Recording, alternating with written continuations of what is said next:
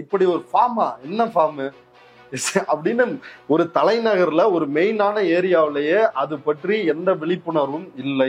சிட்டியிலேயே இதுதான் நிலைமை.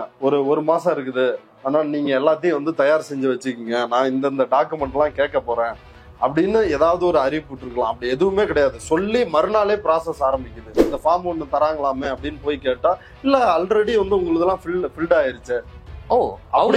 ஆமா, எப்படி என் ஃபார்ம் ஃபில்அப் பண்ணாங்கன்னு வந்து விசாரிச்சவங்கள வந்து மிரட்டி இருக்கிறான்.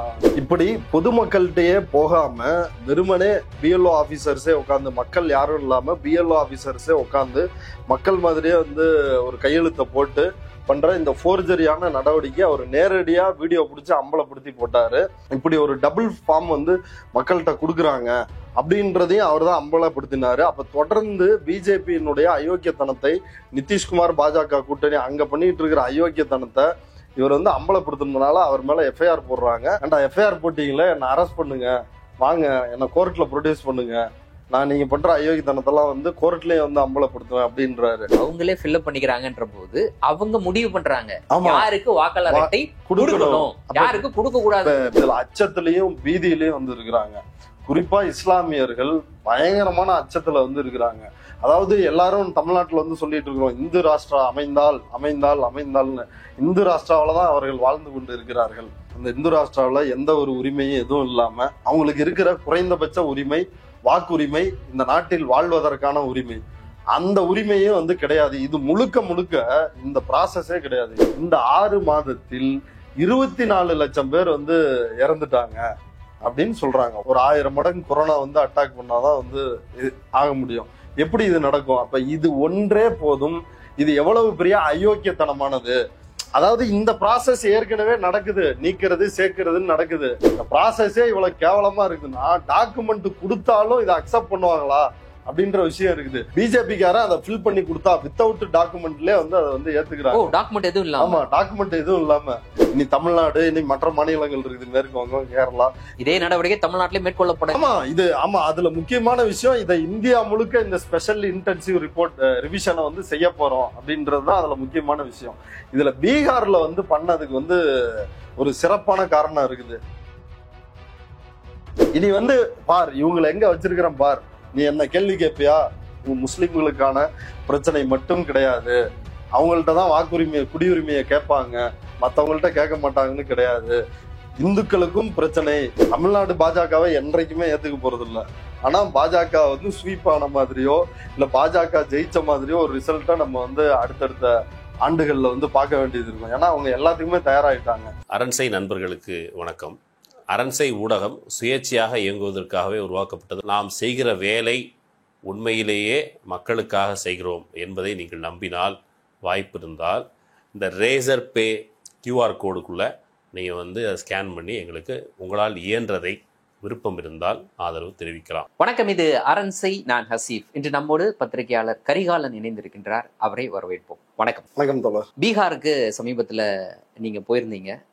அந்த பயணத்தினுடைய முக்கியத்துவம் என்ன அப்படின்னு பார்த்தீங்கன்னா, தேர்தல் ஆணையம் பீகார்ல நடைமுறைப்படுத்தியிருக்கக்கூடிய SIR, அதாவது ஸ்பெஷல் இன்டென்சிவ் ரிவிஷன் அப்படின்ற பேர்ல அவங்க புதிதாக அறிமுகப்படுத்தியிருக்கக்கூடிய ஒரு நடைமுறை, வாக்காளர் பட்டியலை திருத்தம் செய்கிறோம் என்ற பேரில் இப்படிப்பட்ட ஒரு விஷயத்தை செஞ்சுக்கிட்டு இருக்காங்க. இது நாடு முழுவதும் ஒரு பேசுபொருளாக மாறி இருக்கு. இதற்கு காரணம் என்னன்னா, பீகார்ல தொடங்கி அதை வந்து ஒரு பீகார்ல டெஸ்ட் பண்ணிட்டு அதை வந்து மற்ற மாநிலங்களிலும் செய்யறதா அவங்க இருக்கிறாங்க. ஏன்னா அடுத்து தமிழ்நாட்டில் தேர்தல் நடக்க இருக்குது, தமிழ்நாட்டிலையும் இது நடக்குன்ற அடிப்படையில் இது முக்கியத்துவம் பெறுது. ஸோ அந்த வகையில தான் அவங்களோட பயணமும் அமைந்தது. அங்க இருக்கக்கூடிய மக்கள் அதை எப்படி பாக்குறாங்கன்ட்டு. ஏன்னா ஏற்கனவே எதிர்கட்சிகள் இதை கடுமையாக எதிர்க்கிறார்கள். அங்கு பிரதான எதிர்கட்சியாக இருக்கக்கூடிய RJDயை பொறுத்த வரைக்கும் அவங்க நாங்கள் தேர்தலே புறக்கணிக்க போறோன்ற அளவுக்கு அவங்க போயிட்டாங்க. உச்சநீதிமன்றத்தில் இது தொடர்பாக வழக்கு நிலுவையில் இருக்கு. இந்த சூழல்ல தான் அவங்க பயணம் அமைந்திருக்கு. பொதுவாக பீகாரை சொல்லும் பொழுது இந்தியாவில் இருக்கக்கூடிய மற்ற மாநிலங்களை ஒப்பிட்டு பார்த்து அது வந்து ஒப்பீட்டளவில் ஒரு பின்தங்கிய மாநிலம். அங்கே இருக்கக்கூடிய மக்கள் பெரும்பாலானவர்கள் பக்கத்தில் இருக்கக்கூடிய மாநிலங்கள், தென் மாநிலங்கள்ல வந்து இடம்பெயர்ந்து வேலை செய்யக்கூடியவர்களாக இருக்கிறாங்க அப்படின்ற மாதிரியான அது உண்மைதான். அந்த கருத்தும் இருக்கு, அது உண்மைதான். ஸோ நீங்க போய் அந்த மக்களை சந்திக்கும் பொழுது இப்படிப்பட்ட ஒரு நடவடிக்கை, SIR அப்படின்ற ஒரு நடவடிக்கை மேற்கொள்ளப்படுதுன்றது அவங்களுக்கு தெரிஞ்சிருக்கா முதல்ல? ஏன்னா நான் போய் இப்படி ஒரு ஃபார்மை சப்மிட் பண்ணணும், அதில் இந்த ஒரு 11 டாக்குமெண்ட்டை நான் சப்மிட் பண்ணணும், ஆதாரை ஏற்றுக்கொள்ள மாட்டாங்க, ரேஷன் கார்டை ஏற்றுக்கொள்ள மாட்டாங்க. இந்த மாதிரியான தகவல்லாம் அவங்களுக்கு முதல்ல தெரிஞ்சிருக்குறா அவங்களுக்கு? இல்ல, இதுல முக்கியமான விஷயம் என்னன்னா, நம்ம பீகார் பட்னா தலைநகரத்துக்கு தான் வந்து போயிருந்தோம். நம்ம என்ன பிளான் பண்ணி இருந்தோம்னா, அதை தாண்டி ரூரல்லாம் போய் வந்து பார்க்கணும், அங்கேயும் எப்படி நிலவரம் இருக்கு, இந்த எஸ்ஐஆர் அப்படின்னு சொல்லப்படுகின்ற வாக்காளர் பட்டியலில் சிறப்பு தீவிர திருத்தம், இதை பற்றிய புரிதல் இதெல்லாம் மக்களுக்கு இருக்கா அப்படின்னு அப்படி ஒரு பிளான்ல வந்து போயிருந்தோம். நாங்க அங்க இறங்கும் பொழுதுதான் தெரிஞ்சது இது வந்து ஒரு மழைக்காலம் அங்க அப்படின்ட்டு. அது மட்டும் இல்லாம ஒரு 7-8 கிலோமீட்டர் 10 கிலோமீட்டர் டிராவல் பண்றதுக்கே ஒரு 1.5 மணி நேரம் 1.25 மணி நேரம் அப்படி ஆகுது. அதனால நம்மளால வெளியில போய் பார்க்க முடியல. அந்த தலைநகர் பாட்னாவில தான் பல பகுதிகளில் வந்து நம்ம பார்த்தோம். குறிப்பா அங்க இருக்கின்ற இந்து மக்களுக்கோ இஸ்லாமியர்களுக்கோ பலருக்கும் பட்னா ரயில்வே ஸ்டேஷன் பக்கத்துல வந்து நிறைய கடைகள் வந்து இருக்குது, மகாவீர் மந்திர் அப்படின்னு கோயில்லாம் இருக்குது. அங்க இருக்கின்ற வியாபாரிகள்கிட்ட வந்து இது குறித்து வந்து பேசணும். இப்ப மொழி தெரியாது, சதீஷ் தோழர் தான் வந்து முழுக்க செஞ்சார், டிரான்ஸ்லேட்டர் கூட இருந்தாரு. ஆமா, டிரான்ஸ்லேட்டரு, அவரு ஜேர்னலிஸ்ட். ஆமா, அப்ப கேக்குறப்ப அவங்களுக்கு இப்படி ஒரு ஃபார்மா, என்ன ஃபார்மு அப்படின்னு ஒரு தலைநகர்ல ஒரு மெயினான ஏரியாவிலேயே அது பற்றி எந்த விழிப்புணர்வும் இல்லை. சிட்டிலேயே இதுதான் நிலைமை. நீங்க வந்து ஒரு 10 பேரை பாக்குறீங்கன்னா அதுல வந்து ஒரு 3 பேர் 4 பேர் தான் வந்து ஆமா ஃபார்ம் கொடுத்தாங்க, நான் ஜெராக்ஸ் எல்லாம் வச்சு கொடுத்தேன், என்கிட்ட வந்து ration card Aadhaar card voter ID தான் இருந்துச்சு, அதை மட்டும்தான் வச்சு கொடுத்துருக்குறேன், என்கிட்ட வேற எதுவும் இல்லை, இதெல்லாம் கேட்குறாங்களே.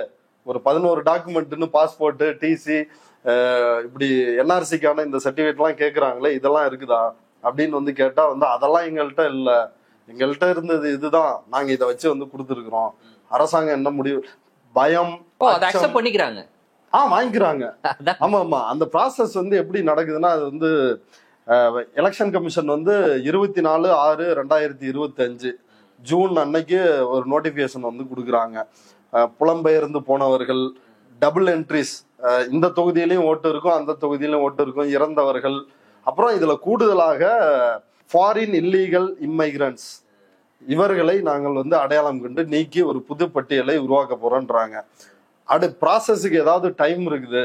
இப்ப இன்னைக்கு நான் அறிவிப்பு கொடுக்குறேன், ஒரு மாசம் இருக்குது, ஆனா நீங்க எல்லாத்தையும் வந்து தயார் செஞ்சு வச்சுக்கோங்க, நான் இந்த டாக்குமெண்ட் எல்லாம் கேட்க போறேன் அப்படின்னு ஏதாவது ஒரு அறிவிப்பு இருக்கலாம். அப்படி எதுவுமே கிடையாது. சொல்லி மறுநாளே ப்ராசஸ் ஆரம்பிக்குது. இந்த 25ஆம் தேதி, ஜூலை 25ஆம் தேதி ப்ராசஸ் வந்து முடிஞ்சிருச்சு. பீகாரை பொறுத்த வரைக்கும் அதனுடைய மக்கள் தொகை 13 கோடி, இப்ப நியர்லி ஒரு 14 கோடி இருக்குன்னு சொல்றாங்க. இந்த 13 கோடியில் 15 வயதிற்கும் மேற்பட்ட 3 கோடி பேர் பீகாரில் இருந்து வெளி மாநிலங்களில் தொழிலாளர்களாக புலம்பெயர்ந்து வேலை செய்யறாங்க. இது உத்தரப்பிரதேசத்துல இன்னும் அதிகமா இருக்குது. உத்தரப்பிரதேசத்துல 25 கோடியில 8.5 கோடி பேர். இது வந்து ஒன்றிய அரசு கொடுத்த தகவல், அதை மட்டும்தான் சொல்றேன். இது கூடுதலா கண்டிப்பா பீகார்ல ஒரு 4 கோடி, அங்க ஒரு 10 கோடி வந்து ரவுண்டா இருக்கும். 8.5 கோடி பேர் வந்து எந்த டபுள் என்ஜின் வந்து சொல்றானுங்களோ அந்த டபுள் என்ஜினோட யோகிதை வந்து இப்படிதான் இருக்குது. சொந்த ஊரில் மக்கள் வாழ முடியாமல், சொந்த மாநிலத்துல வாழ முடியாம இந்தியா முழுக்க அகதிகளாக வச்சிருக்கிறதா இந்த டபுள் என்ஜினோட இருக்குது. அப்ப ஆமா, இப்ப யோசிச்சு பாருங்களேன், இவங்க வந்து இங்க இருக்கிற தொழிலாளர்களுக்கு தமிழ்நாட்டுல இருக்கிறவங்களுக்கு எப்படி தெரியும்? அவங்க இங்க என்ன அரசியல் பண்ண வந்திருக்கிறாங்களா? இதெல்லாம் பார்த்துட்டு இருக்கிறதுக்கு ஒண்ணுமே வந்து இங்க இருக்கிற தொழிலாளர்களுக்கு, புலம்பெயர்ந்தவர்களுக்கு அங்கேயே தெரியல அப்படின்றப்ப வெளியில எந்த அளவுக்கு அது ரீச் ஆயிருக்குன்னு யோசிச்சு பாருங்களேன். இப்ப சிபிஎம்எல் லிபரேஷன் அவங்க இங்க அதுக்குன்னே வந்து சில ஆர்கனைஸ் எல்லாம் வந்து பண்ணாங்க. சில நூற்றுக்கணக்கான தொழிலாளர்கள் செயல்படக்கூடிய மிக முக்கியமான கட்சிகள்ல ஒரு 12 எம்எல்ஏ 2 எம்பி வந்து இருக்கிறாங்க, மார்க்சிஸ்ட் லெனினிஸ்ட். இப்ப அவங்க வந்து இங்க சில கூட்டங்கள் நடத்தி அவங்களும் கொஞ்சம் பேரை தான் அவங்களால வந்து ரீச் பண்ண முடிஞ்சிருக்குது. ஏன்னா இப்ப நம்ம தமிழ்நாட்டுல புதுக்கோட்டையில வரைக்கும் மக்கள் வந்து பீகார் மக்கள் வந்து இருக்கிறாங்க. இப்ப இப்படி இருக்கிறப்ப உடனே ப்ராசஸ் வந்து ஆரம்பிக்கிறாங்க. நாங்க போன இடத்துல எல்லா இடத்துலயுமே மக்கள்கிட்ட அதிகபட்சம் இந்த 3க்குள்ளதான் ஆதார், ரேஷன் அல்லது ஓட்டர் ஐடி, இதுல 2 இல்ல 1 கன்ஃபார்மா அவங்கள்ட்ட இருக்குது. சிலர்கிட்ட வந்து 3 இருக்குது. இப்படி பலருக்குமே இந்த ப்ராசஸும் தெரியல. இந்த ப்ராசஸ் வந்து 24ஆம் தேதி அறிவிச்சு 25 தொடங்குறாங்க இல்லைங்களா? ஆமா. ஒரு 80,000 வாலண்டியர்ஸ், அவங்க தான் பூத் லெவல் ஆபீசர்ஸ். அவங்கள வந்து 3 நாள் பயிற்சி, வெறும் 3 நாள் பயிற்சி 80,000 பேருக்கு. ஆமா எப்படி இந்த எஸ்ஐஆர் நடைமுறைப்படுத்த போறாங்க? ஆமா எப்படி வந்து பண்ண முடியும்? இது எவ்வளவு ஹார்டான ஒரு விஷயம். 3 நாள்ல வாக்காளர்களோட எண்ணிக்கை கிட்டத்தட்ட 8 கோடி. ஆமா 8 கோடி பேரு. கரெக்டா சொல்லணும்னா 7,89,00,000 பேர் வந்து வாக்காளர்கள். இவங்களை எல்லாரையும் இந்த ப்ராசஸ் வந்து இந்த BLO officer, booth level officer ஒவ்வொரு வீடாக சென்று இந்த பிஎல்ஓ ஃபார்ம்னு சொல்லப்படுகின்ற இந்த ஃபார்ம், எனுமரேஷன் ஃபார்ம், இந்த கணக்கெடுப்பு படிவத்தை வந்து கொடுத்து, இந்த படிவத்துல வந்து ப்ரீ பிரிண்டடா இருக்கும். என்னோட வாக்காளர் அடையாள அட்டை எண் வந்து முதல்ல இருக்கும், பேரு, மற்ற விஷயங்கள் இருக்கும். இதெல்லாம் அவங்க பிரிண்ட் பண்ணியே கொடுத்துறாங்க. ஆமா, இதுல வந்து இந்த சைட்ல இருக்கிற போட்டோ பிரிண்ட் ஆகி வந்துடும். இதெல்லாம் வந்து பிரிண்ட் ஆகாது. இது பக்கத்துல இது நான் இப்போது இப்படிதான் இருக்கிறேன் அப்படின்னு நம்ம இதை ஓட்டணும். ஆமா ஒட்டி அதுக்கப்புறம் வந்து 11 டாக்குமெண்ட் வந்து கேட்குறாங்க. பாஸ்போர்ட் இருக்குதா, இருப்பிட சான்றிதழ் இருக்குதா, பிறப்பு சான்றிதழ் இருக்குதா, ஜாதி சான்றிதழ் இருக்குதா, அதே போல ஃபாரஸ்ட்ல இருக்கிறவங்கன்னா அத்தாரிட்டிஸால நீங்க அங்கீகரிக்கப்பட்டீங்க அப்படின்னு வந்து சான்றிதழ் இருக்குதா, பென்ஷன் வந்து சான்றிதழ் இருக்குதா அப்படின்னு சொல்லி ஒரு நாளைக்கு ஒரு 200 ரூபாய் ஒரு குடும்பம் வந்து சம்பாதிக்கிறதுக்கு அவ்வளவு கஷ்டம். 200 ரூபாய் 300 ரூபாய் சம்பாதிக்கிறது. பீகாரை பொறுத்த வரைக்கும் அந்த மாநிலத்தில் 1/3 குடும்பத்தினர், இந்த 13 கோடியில 1/3 குடும்பத்தினரோட மாத வருமானமே மொத்தம் 6,000 ரூபாய் தான். 2/3 குடும்பத்தினுடைய மாத வருமானம் மாதம் 10,000 ரூபாய். இதை அச்சீவ் பண்றதே கஷ்டம். ஒரு நாளைக்கு 4 பேர் வேலைக்கு போறாங்கன்னா ஆளுக்கு முடியாது. வேலை தினசரியே முதல்ல கிடையாதாங்க. அப்படி ஒரு சூழல்ல வீடு இல்ல, ஒண்ணும் இல்ல. இப்ப இது போக இப்ப இதுல இருக்கிற பாதிக்கப்பட்ட மக்கள் யாரு அப்படின்னா இவங்க எல்லாரும் மிகவும் பிற்படுத்தப்பட்ட நிலையில இருக்கிறவங்க. இப்ப பிசியா இருப்பாங்க, ஆனா காசு வசதி இல்லாம ரொம்ப சாதாரண நிலைமையில இருக்கிறவங்க, இஸ்லாமியர்கள், இப்படி இந்த மாதிரி வீக்கர் செக்ஷன் தான் இதுல முழுமையா வந்து பாதிக்கப்படுறது. அவங்களுக்கு இதை தவிர வேற எதுவுமே இல்லை. இந்த பிஎல்ஓ ஃபார்மை கொடுத்து ஃபில் பண்ண சொல்லி அக்னாலஜ்மெண்ட் கொடுத்து அவங்களுக்கும் இதை ஒரு காப்பி கொடுக்கணும். இதுதான் வந்து இதுல இருக்கக்கூடிய பல சிக்கல்கள் எனக்கு ஒண்ணு தோணுது. எல்லார் கையிலயும் போட்டோ எல்லாம், பாஸ்போர்ட் சைஸ் போட்டோ எல்லாம் இருக்கு. இல்லங்க, பக்கத்துல போய் போட்டோ எடுக்கணும்ல, அதிக கொஞ்சம் செலவு பண்ண வேண்டியது. இந்த ஃபார்மை பார்க்கும் பொழுதே தெரியும் இது வந்து குடியுரிமை கேள்வி எழுப்புகிற ஃபார்ம்னு. இந்த ஃபார்ம்ல நீங்கள் வந்து 1/7/1987 முன்னாடி பிறந்தவரா, நீங்க உங்களுடைய பிறப்பு சான்றிதழ், உங்களுடைய சாதி சான்றிதழ், இந்த 11 டாக்குமெண்ட்ல என்னதை மட்டும் நான் சப்மிட் பண்ணணும். 1987 1/7/1987 இருந்து 2/12/2004 இதுக்கு இடையில பிறந்திருக்கிறீங்களா? பிறந்திருந்தா ஒரு பெற்றோரினுடைய 2 பேர்ல ஒருத்தருடைய, உங்க அம்மாவதோ அப்பாவதோ, அவங்களத வந்து நீ ப்ரூவ் பண்ணும். ஒண்ணுதான் ப்ரூவ் பண்ணா போதாது, நீ அவங்களையும் வந்து ப்ரூவ் பண்ணும். அவங்களோட இந்த 11 டாக்குமெண்ட் அது இருக்கான்னு. அடுத்து 2004க்கு பிறகுன்னா 2 பேருமே ப்ரூவ் பண்ணும்.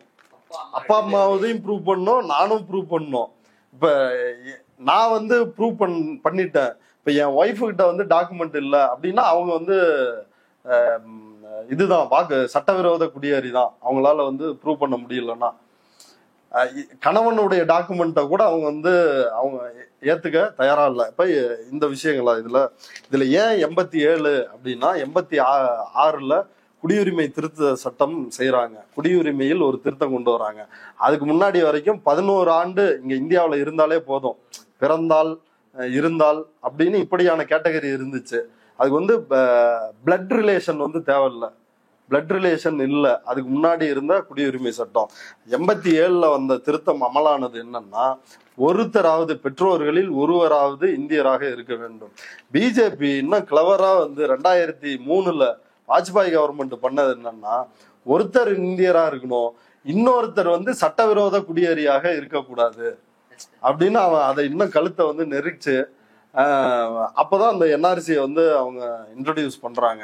அப்ப இந்த ஃபார்ம் வெளிப்படையா இதை வந்து என்ன சொல்லணும்னா, இது வாக்காளர்கள் பற்றிய பிரச்சனை அல்ல, நீ இந்த நாட்டின் குடிமகனா இல்லையா அப்படின்றத பத்தின பிரச்சனை.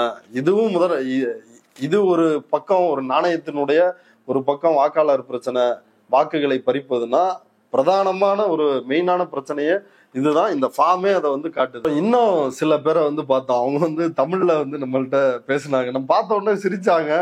எதுக்கு சிரிக்கிறாங்க அப்படின்னு வந்து இருந்துச்சு. அப்புறம் வந்தாங்க, வந்து கொஞ்ச நேரம் நின்றுட்டு இருந்தாங்க. அப்புறம் தமிழ்ல பேசுனாங்க. நான் வந்து திருப்பூர்ல வேலை செஞ்சேன், நான் வந்து ஈரோட்ல வேலை செஞ்சேன் அப்படின்னு சொல்லி. அவங்கள்ட்ட டாக்குமெண்டே இல்லை. அவங்க என்ன செய்வாங்க? இத்தனைக்கும் அவங்க வந்து இஸ்லாமியர் இல்லை வேற. இன்னும் அவங்க வந்து பயங்கர வந்து அச்சத்துல வந்து இருக்கிறாங்க. ஆனா நாங்க போன பகுதிகளில் பல பகுதிகள் போனோம். அதுல ஒரு பகுதியில வந்து பெண்கள் வந்து பயங்கர ஆக்ரோஷமா, நீ என்ன நிரூபிக்க சொல்றியா, நீ வந்து உங்க மோடி, நீ வந்து உங்க சர்டிபிகேட் எடுத்துட்டு வா, உங்க அம்மா எங்க பிறந்தாங்கன்னு சர்டிபிகேட் எடுத்துட்டு வா, நாங்க அதை பாக்குறோம், நீ முதல்ல நிரூபி, அப்புறம் வந்து நாங்க நிரூபிக்கிறோம் அப்படின்னு வந்து ஆவேசமா பேசுனாங்க. அது வந்து ஒரு பயத்திலிருந்து வருகின்ற ஒரு கோபமா அப்படின்னு கூட வந்து யோசிக்க வேண்டியது இருக்குது. அதையும் வந்து மக்கள் சொன்னாங்க. இப்ப தேர்தல் ஆணையம் வந்து 65 லட்சம் பேர் அன்ட்ரேசபிள், டபுள் என்ட்ரிஸ், டெத், இறந்து போனவர்கள், இப்படி காரணங்களை சொல்லி அவங்க வந்து ஒரு 65.2000 பேரை வந்து சொல்றாங்க. இவ்வளவு பேர் வந்து இந்த ஏற்கனவே இருந்த வாக்காளர் பட்டியலில் இருந்து நீக்கி இருக்கிறாங்க. அப்படி நீக்கினதுல அது வெறுமனே 65 லட்சம் கிடையாது, ஏற்கனவே ஒரு 4 லட்சத்தை நீக்கி இருக்கிறாங்க. அதையும் பார்க்க வேண்டியது இருக்குது. கிட்டத்தட்ட இது இப்பவே வந்து ஒரு 70 லட்சத்தை வந்து தொட்டு இருக்குது. இப்ப இன்றைய நிலைமைக்கு அங்க தேர்தல் நடத்தினா பாஜக தான் வந்து வெல்ல போகிறது. நான் ஒருத்தர்கிட்ட வந்து பேசணும். அவர் சொல்றாரு, நான் வந்து வந்தாங்க இல்ல இப்படி வீட்டுக்கு, என் வீட்டுக்கு வரல, என்கிட்ட இப்படி ஒரு ஃபார்ம் தராங்க, நீங்க அதை ஃபில் பண்ணி கொடுத்தாதான் ஓட்டு போட முடியும், அப்பதான் வந்து உனக்கு சிட்டிசன்ஷிப்பும் இருக்கும், இல்லைன்னா உனக்கு எந்த அரசாங்க உதவியும் கிடைக்காது, இந்த ஃபார்ம் ஃபில்அப் பண்ணலாம் அப்படின்னு சொன்னாங்க அப்படின்னாரு. அவங்களுக்கு கவலையே என்னன்னா, ஓல்டேஜ் பென்ஷன், நமக்கு ரேஷன் வரலன்னா சாப்பிட முடியாம போயிருமோ, இவ்வளவு கவலை இருக்குது. அவங்க வந்து அப்புறம் அவர் போயிருக்கிறாரு, அவங்க வந்து இத்தனை டாக்குமெண்ட்ல உன்கிட்ட என்னென்ன இருக்குது அப்படின்னு. அவர் வந்து அவர்கிட்ட இருந்த ரேஷன் கார்டு, ஆதார், இதெல்லாம் வந்து ஜெராக்ஸ் எடுத்து இதுக்கு வந்து அவர் சொல்றாரு, நான் போனேன், 50 ரூபா வந்து எனக்கு செலவாயிருச்சு, அன்னைக்கு வந்து எங்களுக்கு கஷ்டம், அன்னைக்கு நாங்க சாப்பிடல அப்படின்னு சொல்றாரு. இது வந்து தமிழ்நாட்டுல இருப்பவர்களுக்கு ஒரு 50 ரூபாய் அப்படி இருக்கலாம். ஆனா வந்து அங்க நிலைமை அவங்க வந்து அத ஒரு பிரச்சனையா வந்து சொல்றாங்க. அப்ப இப்படி இருக்கிற மக்கள்கிட்ட இது பரவாயில்ல, நாங்க போறதுக்கு முன்னாடி அங்க மக்கள் குறைகளை கேட்கிறது அப்படின்னு முன்னாள் ஓய்வு பெற்ற நீதிபதிகள், IAS அதிகாரிகள், அப்புறம் சமூக செயல்பாட்டாளர்கள், NGOக்கள், இவங்கெல்லாம் ஒரு குறை கேட்பு கூட்டத்தை நடத்தி அதையும் ஒரு அஃபிடவிட்டா சுப்ரீம் கோர்ட்ல வந்து ஆட் பண்ணிருக்கிறாங்க. அதுல அந்த ஊருக்கு போகணும்னு நினைச்சா எங்களால முடியல. அங்க போயிட்டு வந்தவர் வந்து சொன்னாரு, கடிதார் அப்படின்னு ஒரு பீகார்ல இருந்து, பட்னாவில இருந்து ஒரு 60 கிலோமீட்டர் தொலைவுல இருக்கிற ஊரு. அங்க இருக்கிற ஒரு அம்மா இந்த விஷயம் தெரியாம இதெல்லாம் டாக்குமெண்ட்ஸ் இதெல்லாம் கேட்குறாங்க அப்படின்னு அவங்க கேள்விப்பட்டு, அவங்கள்ட்ட காசு இல்லாம அவங்கள்ட்ட இருந்த ரேஷனை வித்து, ரேஷன் பொருளை வித்து இதை வந்து செஞ்சிருக்கிறாங்க. 2 நாள் இந்த ப்ராசஸை வந்து பண்றதுக்கு போய் ஜெராக்ஸ், பாஸ்போர்ட் சைஸ் போட்டோ இதெல்லாம் எடுக்க முடியாம, அவங்க 2 நாள் வேலைக்கும் போக முடியாம, அந்த மாதத்துக்கு வச்சிருந்த ரேஷன் பொருளையும் வித்துட்டு இப்படி இருக்குது.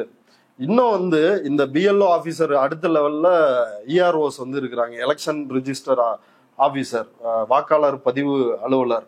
அவனுங்கெல்லாம் வந்து நேரடியாவே வந்து நீ எல்லாம் பங்களாதேசி அப்படின்னு போஜ்பூர்ல இருக்கின்ற இஸ்லாமியர்களை, நீ எல்லாம் பங்களாதேசி, நீ இந்தியனே கிடையாது, நீ எல்லாம் இல்லீகல் இம்மைகிரண்ட், சட்டவிரோத குடியேறி அப்படின்னு போய் அவங்கள சொல்லி அவங்கள திட்டி, அவங்களுக்கு கொடுக்கறதே இல்ல, இந்த அப்ளிகேஷன் கொடுக்கறதே. ஆமா இல்லங்க, பலருக்குமே வந்து தெரியலங்க.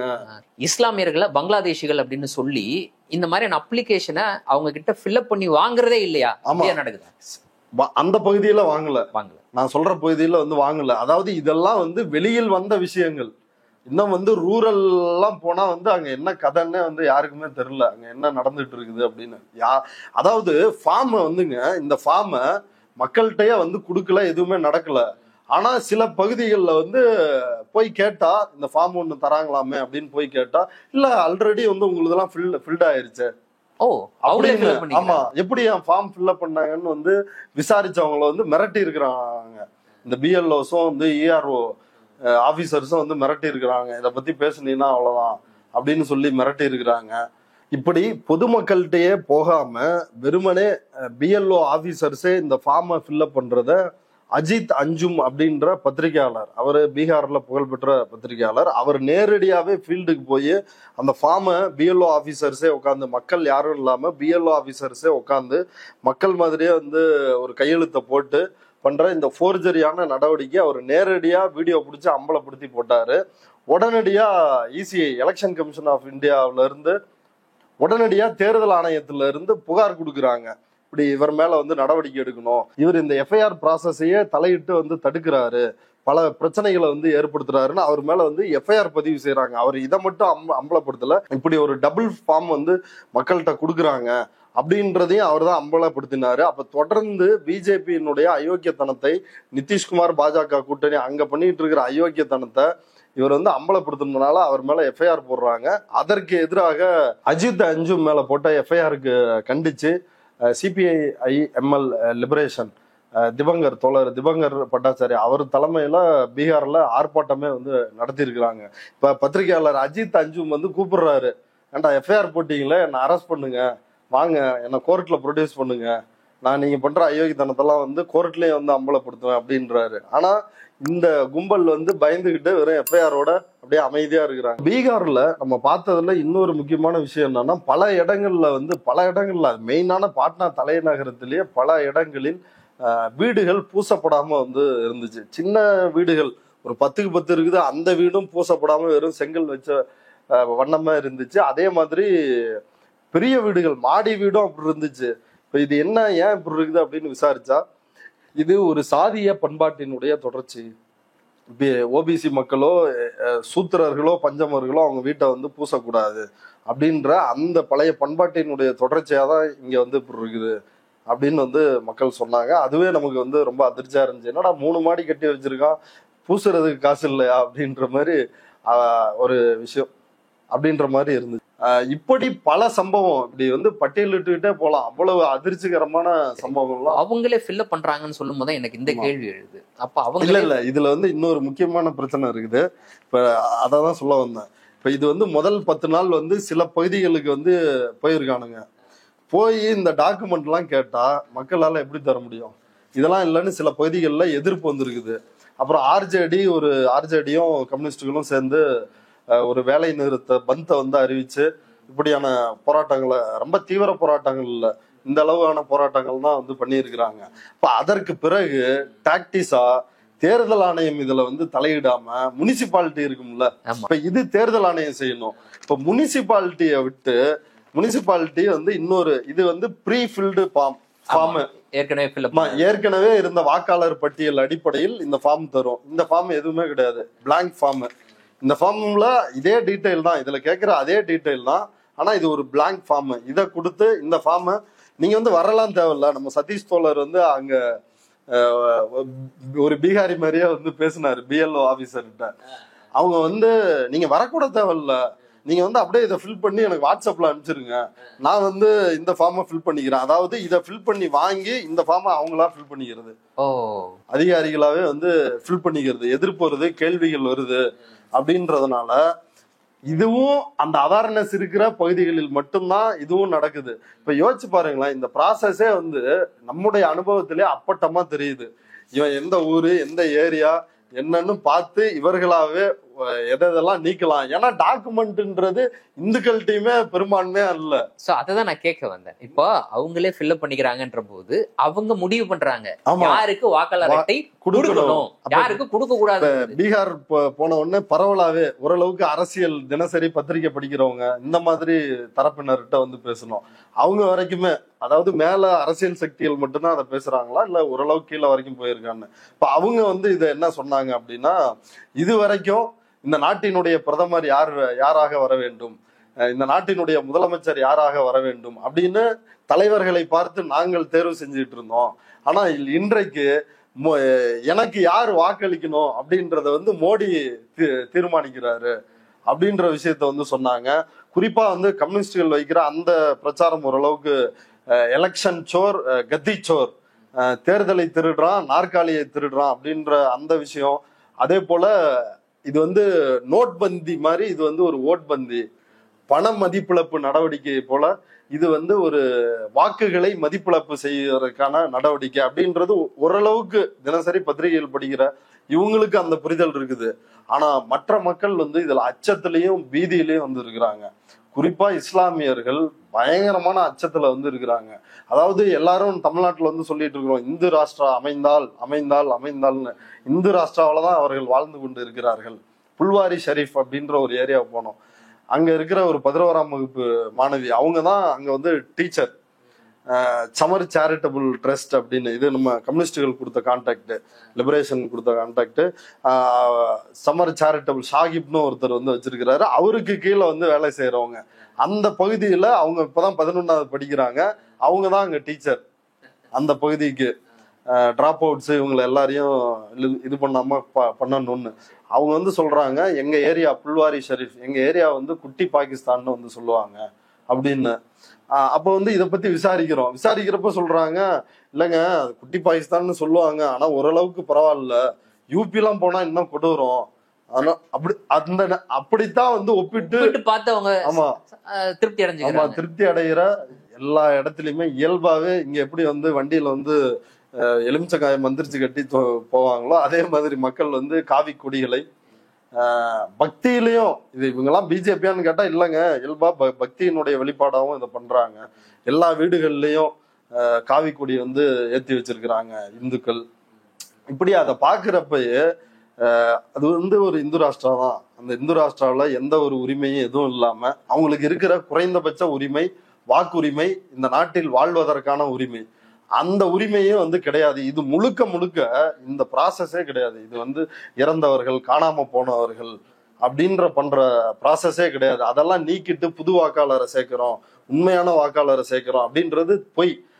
எதன் அடிப்படையில பொய்ன்னு சொல்றீங்க? கிட்டத்தட்ட 24 லட்சம் பேர் வந்து இறந்து போயிட்டாங்க வாக்காளர் பட்டியல்ல, திருத்தம் செய்தது மூலமாக கண்டுபிடிச்சது அப்படின்னு சொல்லி தேர்தல் ஆணையம் சொல்லுது. இப்ப 1950 மக்கள் பிரதிநிதித்துவ சட்டம், அந்த சட்டம் வந்து என்ன சொல்லுதுன்னா, புது வாக்காளர்கள் சேர்க்கிறது இல்ல இறந்தவர்களை அதில் இருந்து கழித்து விடுவது, இது பத்தி என்ன சொல்லுதுன்னா ஸ்பெஷல் ரிவிஷன் அப்படின்னு வந்து சொல்லுது.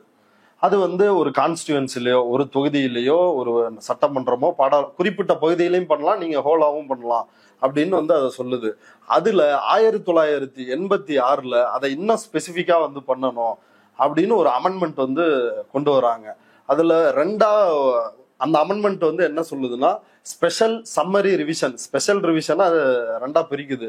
Special summary revision, special intensive revision அப்படின்னு சொல்லி இரண்டா பிரிக்குது. இப்ப இந்த ஸ்பெஷல் சம்மரி ரிவிஷன் சொல்லப்படுகிற ப்ராசஸ் எப்பயுமே அது நடக்கிற ப்ராசஸ், தேர்தலுக்கு முன்னாடி நடக்கும். ஆமா, ஒவ்வொரு ஆண்டும் ஜனவரி 1ஆம் தேதி அந்த போட்டு அந்த பட்டியலை வந்து கொடுப்பாங்க. இப்ப இந்த சட்டத்தில் வந்து ஸ்பெஷல் இன்டென்சிவ் ரிவிஷன் இருக்குது இல்ல, சிறப்பு தீவிர திருத்தம், சுருக்க தீவிர திருத்தம். இந்த சிறப்பு தீவிர திருத்தம், அந்த தீவிர அப்படின்றதுக்கான விளக்கம் வந்து அளிக்கப்படல. அப்ப தீவிரம் அப்படின்றதுக்கான விளக்கம் அளிக்கப்படாதனால அவங்க அப்பட்டமாக இந்த சிஏஏ என்ஆர்சி குடியுரிமையை பரிசோதிப்பதற்கு இப்ப இன்னைக்கு ரேஞ்சில் இன்றைய நிலவரப்படி பீகார்ல ஒருத்தவங்க கூட அங்கீகரிக்கப்பட்ட வாக்காளர் கிடையாது. இப்ப எல்லாருமே வரைவு வாக்காளர்களா வந்து இருக்கிறாங்க. ஆமா, அது ஆகஸ்ட் 1ஆம் தேதி அந்த பட்டியல் வந்து வெளில வரப்போகுது. செப்டம்பர் 1ல இருந்து செப்டம்பர் முடியறதுக்குள்ள நம்ம அப்பீல் பண்ணிக்கணும். அப்பீல் பண்ணி இதுல இருக்கிற இஷ்யூ என்ன அப்படின்றத பண்ணிக்கணும். 30/9 நவம்பர்ல வந்து இந்த இறுதி பட்டியலை வந்து வெளியிடுறாங்க. அப்படி அன்னைக்குதான் வந்து வாக்காளர்கள் அப்படின்றது வந்து உறுதியாகும். டெக்னிக்கலி ஸ்பீக்கிங் அங்க வாக்காளர்களே கிடையாது. அப்ப இந்த அடிப்படையில இருந்து பார்க்கும் பொழுது கடந்த ஆண்டு இந்த வெறும் சிறப்பு சுருக்க திருத்தம் சம்மரி ரிவிஷன் அப்படின்னு சொல்லப்படுற இந்த ரிவிஷன் மூலமாக 12 லட்சம் வாக்குகளை ஆட் பண்ணாங்க. 4 லட்சம் வாக்குகளை வந்து அவங்கெல்லாம் இல்ல, டபுள் என்ட்ரி, இந்த மாதிரியான காரணங்களை சொல்லி அவங்கள வந்து நீக்கினாங்க. ஆனால் இந்த 6 மாதத்திற்குள் இந்த 4 லட்சம் இறந்தவர்கள், ஓராண்டுல இறந்தவர்கள் அப்படின்றதான் அதனோட விஷயம். இந்த 6 மாதத்தில் 24 லட்சம் பேர் வந்து இறந்துட்டாங்க அப்படின்னு சொல்றாங்க. ஓராண்டுல 4 லட்சம் பேர் சாகலாம். புரிதலுக்காக கேட்கிறேன். ஒரு 4-5 மாதங்களுக்கு முன்னாடி நடந்த திருத்தம், சாதாரண திருத்தத்துல அவங்க ஒரு 4 லட்சம் பேரை நீக்குறாங்க. காரணம் அவங்க என்ன சொல்றாங்கன்னா இறந்து போயிட்டு 12 லட்சம் பேரை சேர்க்கவும் செய்யறாங்க. 12 லட்சம் பேர் புதுசா சேர்க்கிறாங்க, 4 லட்சம் பேரை நீக்குறாங்க. இந்த 4-5 மாதம் கடந்து மீண்டும் நீங்க சொல்ற எஸ்ஐஆர் நடவடிக்கையில புதுசா என்ன கண்டுபிடிக்கிறாங்கன்னா 24 லட்சம் பேர் இறந்துட்டு தான் கண்டுபிடிக்கிறாங்க.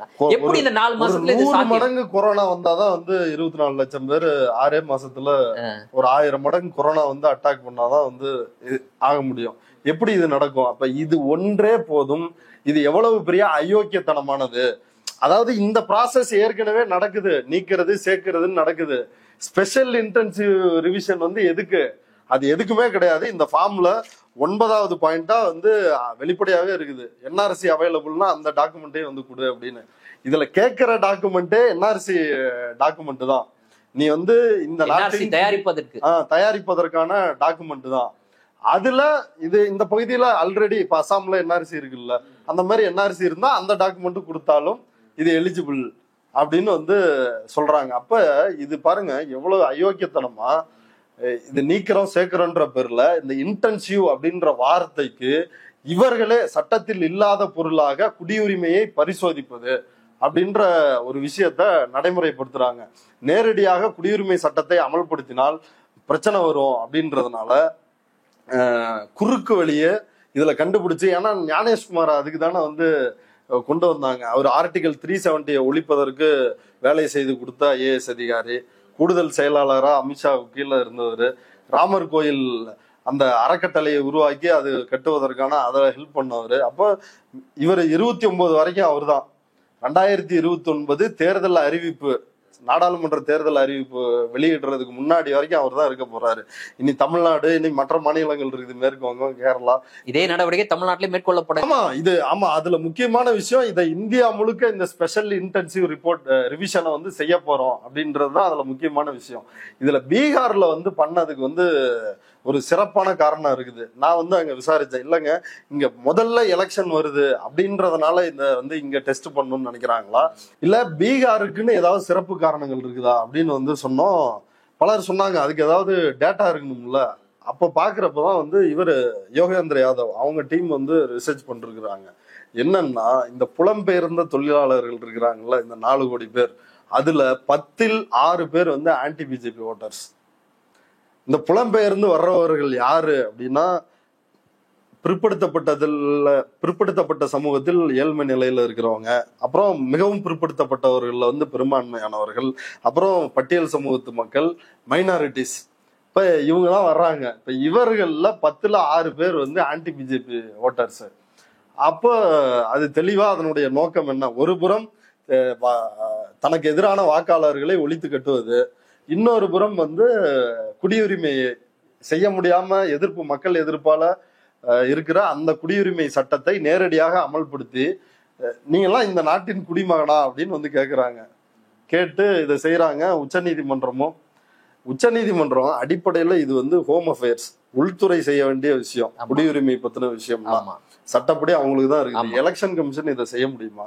செய்வதற்கு எந்த இடமும் இல்லை. இது ஒரு சட்ட விரோத நடவடிக்கை, ஒரு ஆன்டி கான்ஸ்டிடியூஷனல். அப்படி இருக்கிறப்ப சுப்ரீம் கோர்ட் சொல்லுது, நீங்க ஏன் 2 முறை சொல்லிட்டாங்க, நீங்க ஏன் voter ID, ration card, Aadhaar card இதை கன்சிடர் பண்ணக்கூடாது, இதை கன்சிடர் பண்ண நீ இதை கேட்கறதுக்கே உனக்கு இதுல அதிகாரம் இல்லைன்றதான் பிரச்சனை. நீ குடிமகனா இல்லையான்னு கேட்கறதுக்கே அதிகாரம் இல்ல.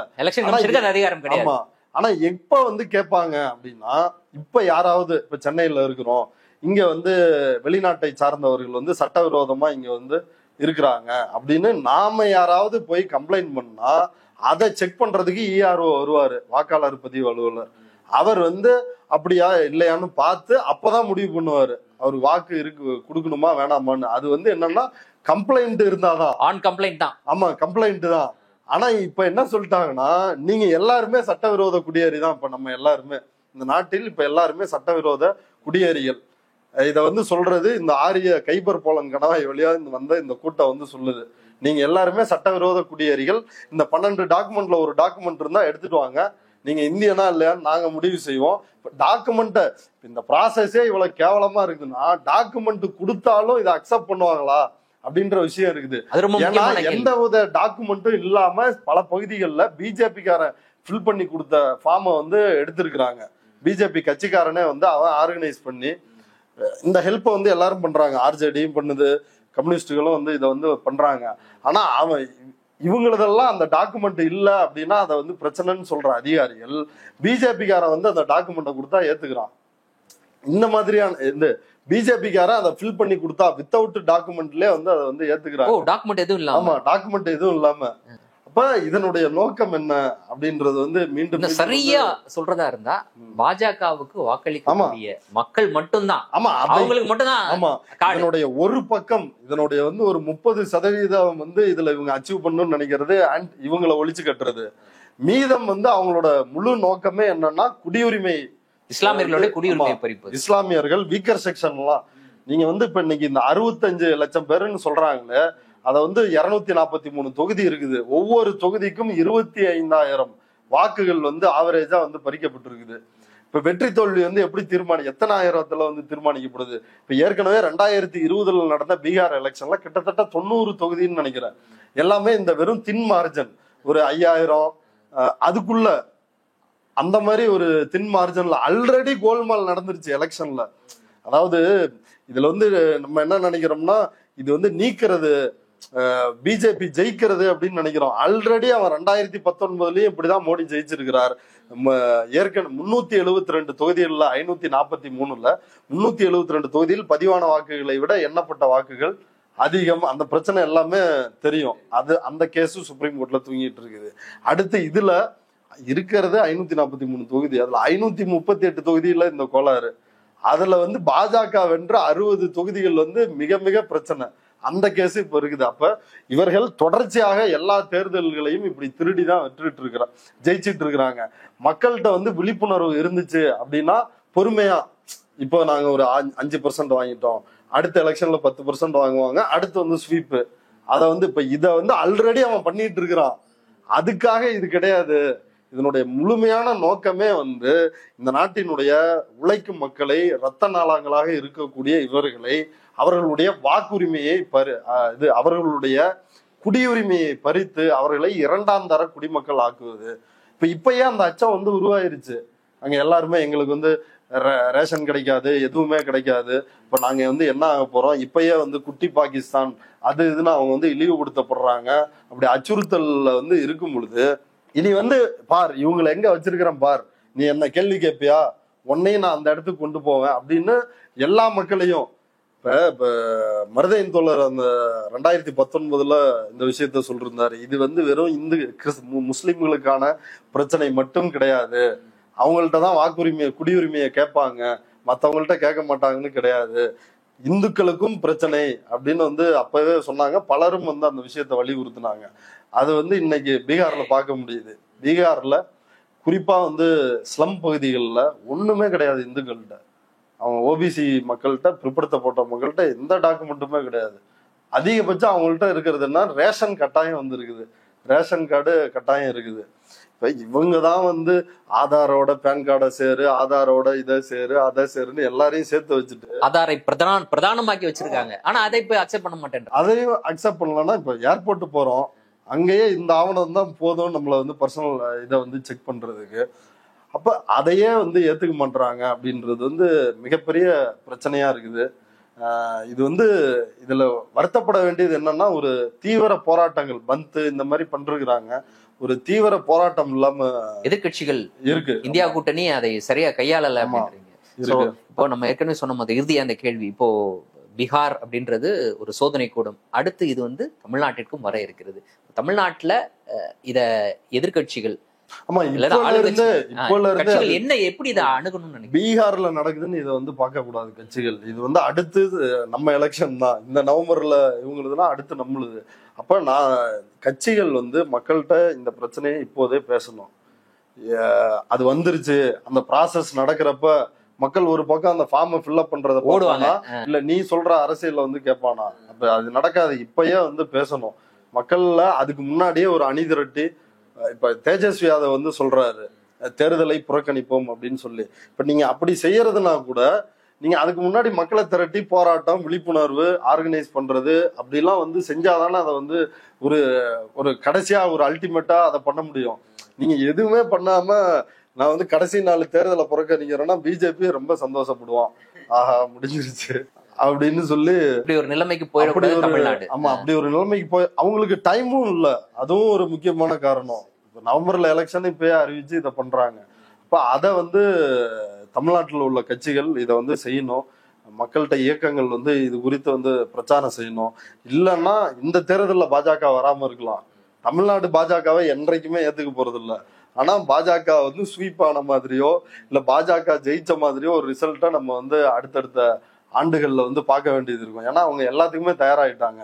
இப்ப எல்லாருமே இந்த நாடாளுமன்ற தேர்தலில் சார்ஜ் பாருன்னு எல்லாரையும் நம்ப வச்சாங்க.